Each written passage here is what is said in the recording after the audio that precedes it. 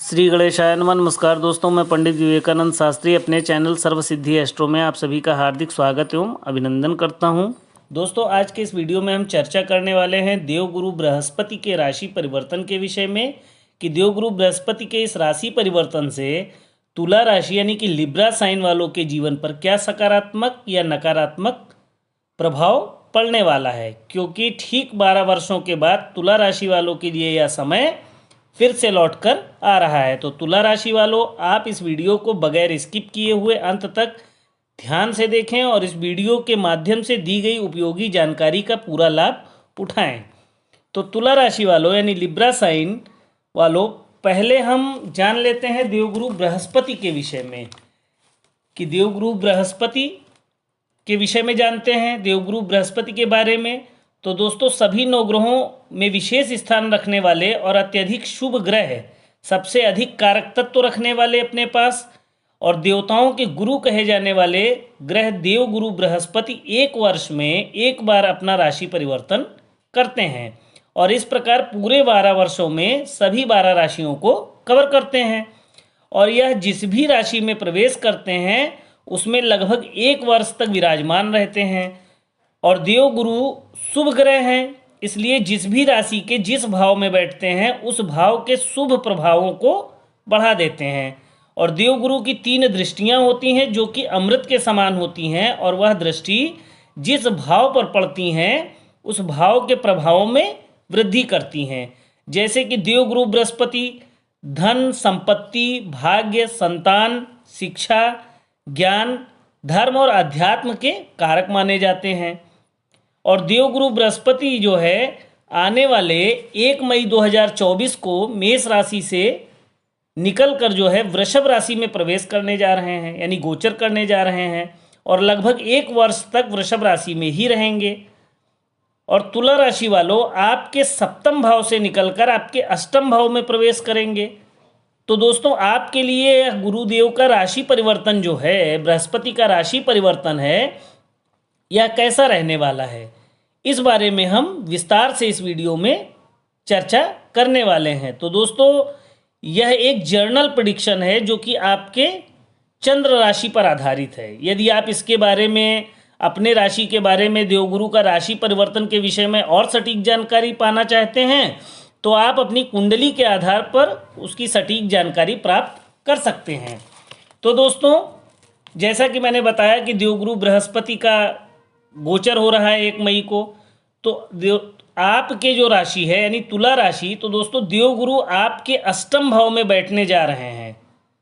8वें भाव में बैठेंगे तो आपका होगा क्या कि विपरीत राजयोग बनाएंगे। तो इससे होगा क्या कि जो तुला राशि वाले पिछले काफ़ी समय से कहीं फंसे हुए थे, किसी कोर्ट कचहरी के चक्कर में या अपने शत्रुओं के चक्कर में, या फिर किसी जो है बड़ी समस्या में फंसे हुए थे जिससे कि बाहर निकलने का कोई रास्ता नहीं मिल पा रहा था, तो देवगुरु आपको उन विपरीत परिस्थितियों से बाहर निकालेंगे। यानी कि आपकी समस्याओं का हल आपको अब मिलता हुआ दिखाई देगा 1 मई 2024 के बाद से, और उन समस्याओं से बाहर आप निकल पाएंगे।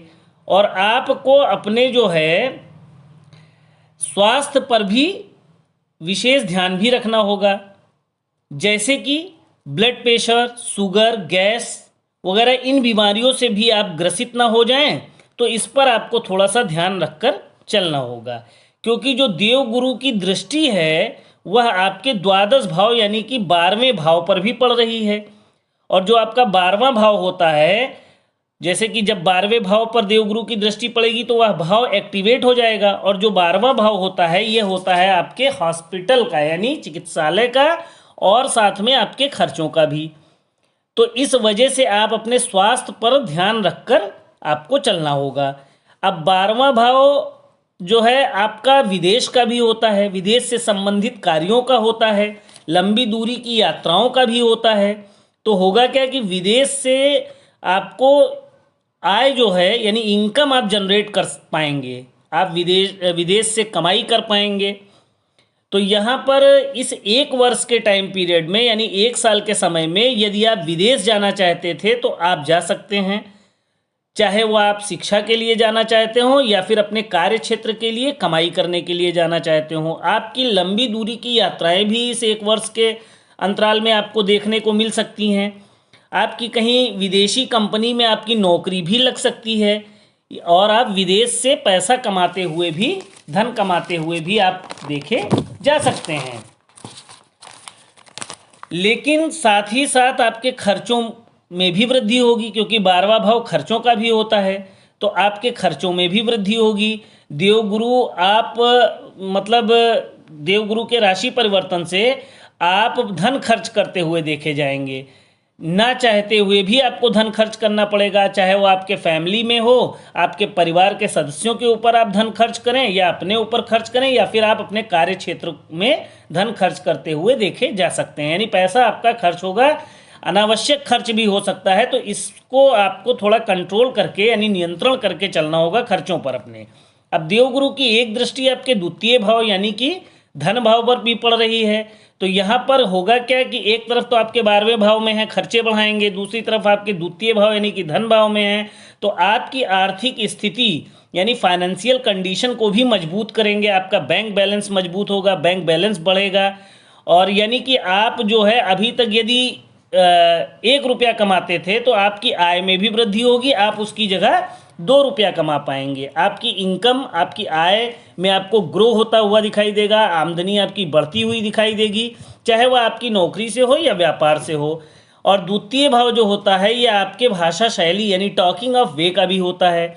तो यहाँ पर होगा क्या, आपको दिखाई देगा ये चीज़ कि आपकी वाणी में मधुरता आएगी, आप काफ़ी सौम्य रहेंगे, आपका बात करने का जो तरीका था ये काफ़ी अच्छा होगा, आप अपनी बातों से लोगों को अट्रैक्ट कर पाएंगे, आकर्षित करते हुए देखे जाएंगे, जिसके चलते आपकी आर्थिक स्थिति और आपके पारिवारिक संबंधों में भी मजबूती दिखाई देगी।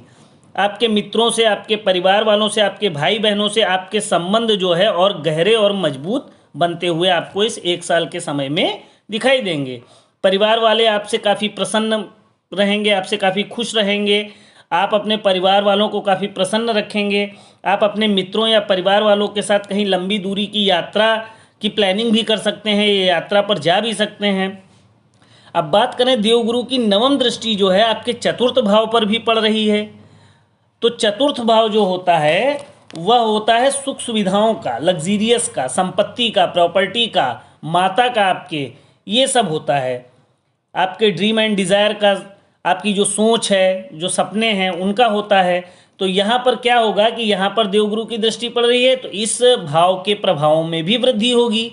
तो होगा क्या कि आप जो कुछ भी सोच रहे थे अभी तक, जैसा कि कहीं मकान खरीदने के लिए सोच रहे थे, प्रॉपर्टी खरीदने के लिए सोच रहे थे, या कोई वाहन खरीदने के लिए सोच रहे थे आप, या वाहन बदलने के लिए सोच रहे थे, तो यह सब आप जो है आप अपनी सुख सुविधाओं यानी कहने का मतलब है कि आप अपनी सुख सुविधाओं को बढ़ाने के बारे में यदि स्वप्न देख रहे थे या सोच रहे थे तो वह आप के पूरे होते हुए दिखाई देंगे काम, आप उन कामों को करते हुए देखे जाएंगे। और 4th भाव जैसा कि मैंने बताया कि माता से भी संबंधित होता है, तो यहाँ पर आपको अपनी माता के स्वास्थ्य पर ध्यान रखना होगा, क्योंकि देवगुरु की एक दृष्टि आपके 12वें भाव पर भी है। तो मतलब माता के स्वास्थ्य पर भी आपको ध्यान रखना होगा, क्योंकि उनको भी कुछ स्वास्थ्य संबंधी कुछ छोटी मोटी समस्याएं आपको दिखाई दे सकती हैं। और माता से आपको इस टाइम पीरियड के अंदर यानी 1 वर्ष के अंदर, जैसे आप कहीं दूर रहते थे, अपनी माता के पास समय नहीं दे पाते थे, तो उनके साथ आप समय बिताएंगे, उनका स्नेह है, उनका प्यार और आशीर्वाद भी आपको मिलता हुआ दिखाई देगा। तो दोस्तों, तुला राशि वालों, यह था देवगुरु बृहस्पति के राशि परिवर्तन का प्रभाव आपके राशि पर।